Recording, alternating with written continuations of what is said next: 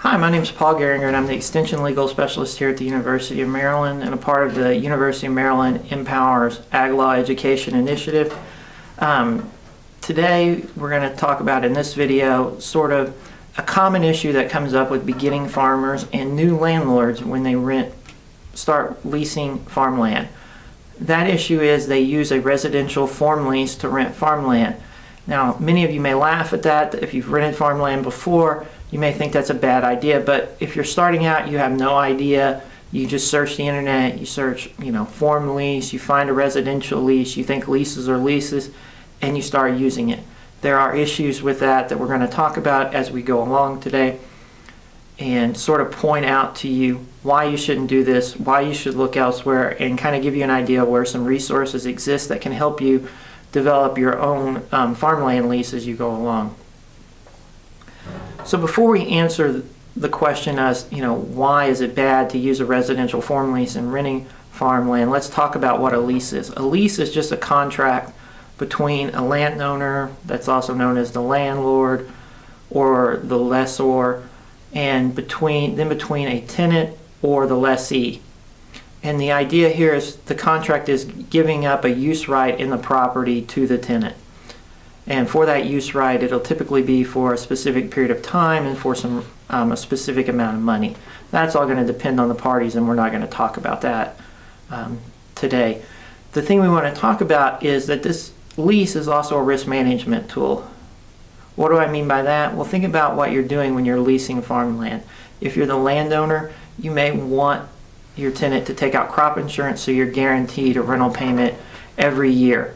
You may also want them to use certain conservation practices as they're tilling the soil, working the ground, so you may want to include that in there. Those are things we're going to consider in these leases. If you're the tenant, you may want to specify how much crop insurance you have to take out if the landlord wants you to take crop insurance out.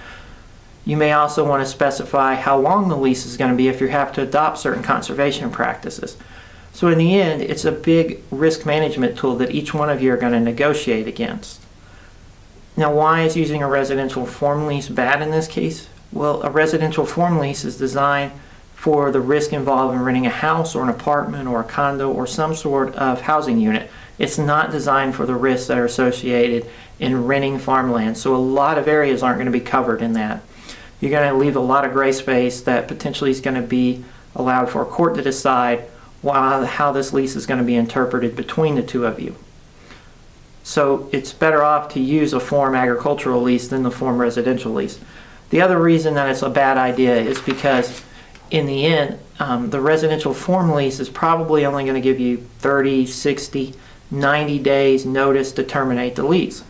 That's bad because in Maryland law with agricultural leases, at least you get 6 months unless the lease specifies a different time. So if the residential lease specifies a shorter amount of time to give notice to get off the property, you're going to have to live by that shorter period of time and not under the longer period of time that Maryland law allows you. That's one big area that you have to take into consideration is, can you get off the property in 30 to 60 days, or would you rather have the 6 months to get off the property? So that's one bad thing in using a residential lease as well. And like I said before, other areas aren't going to be addressed in that. One area that's not going to be addressed in a residential form lease is, can the landowner come back on the property if there's recreational use involved in the property? If he wants to come back on to hunt, the residential lease isn't going to address that. If the tenant wants the right to put on certain structures on the property, the lease isn't also going to address that. So this, again, is why you should look at agricultural form leases. But like I said, it's a common mistake made by a lot of beginning farmers and a lot of new landowners. So where do you go to find these leases? At the end of this video, you're going to see some links to University of Maryland Extension, our own website with the Ag Law Education Initiative that will have resources available to you to help develop a farm lease.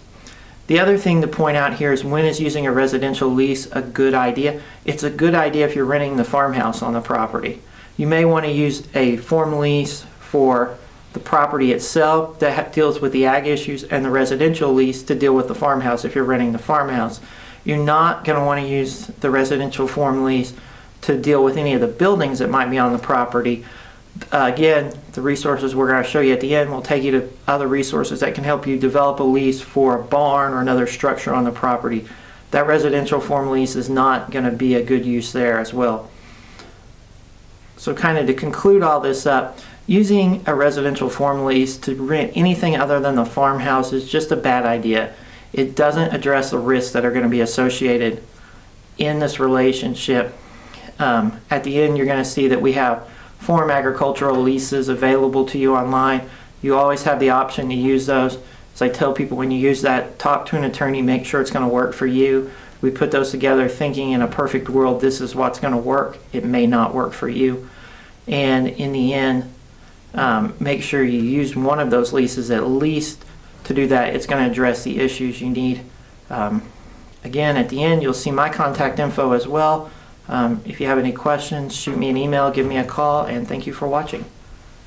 The University of Maryland Empowering the State brings together two universities, the University of Maryland College Park and the University of Maryland Baltimore.